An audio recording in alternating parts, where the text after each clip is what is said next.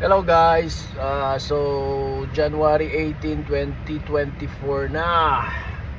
So matagal akong nagpahinga sa delivery ko kasi busy ako last year sa trabaho. Pero ngayon mahina ang pasok ng taon.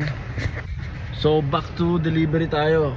Ito ang ano natin dito, ito ang libangan natin dito ngayon pag wala tayong trabaho. Di-deliver tayo, ayun yung pizza bag ko.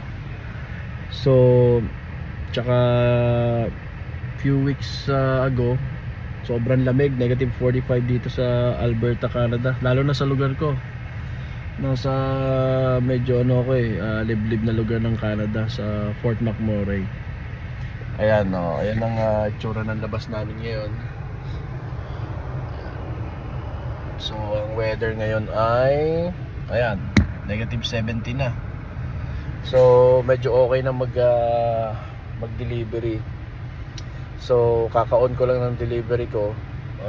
Ngayon nag-aantay ako dito sa bangko RBC.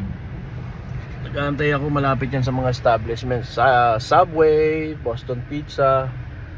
So nag-aantay tayo ng unang delivery, kung bibigyan tayo ng delivery. Pero dahil nga sa dami na ng delivery driver ngayon, bihira ka na makakuha ng schedule mo. So, nag-aantay lang tayo ng open schedule sa apps. Ngayon pag may binigay, gora tayo habang wala pa tayong trabaho.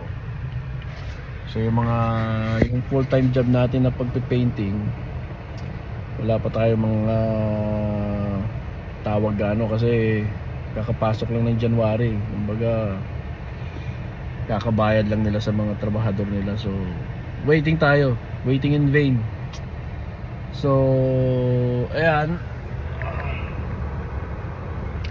ito yung aking mini smart car. Ito yung ginagamit ko pag delivery. So napakatipid sa gas, sobrang tipid. Ayan siya.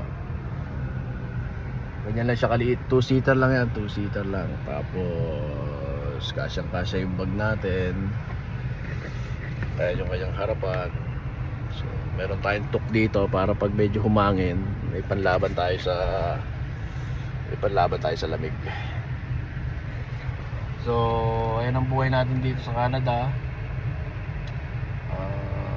Kailangan kumayod. Pagka wala kang kita sa full-time job mo, kailangan mag-isip ng paraan. Balat ka naman sa mga part-time job mo para tuloy-tuloy lang ang pasok ng kita. Okay? Update ko na lang kayo sa mga susunod na video. Ciao!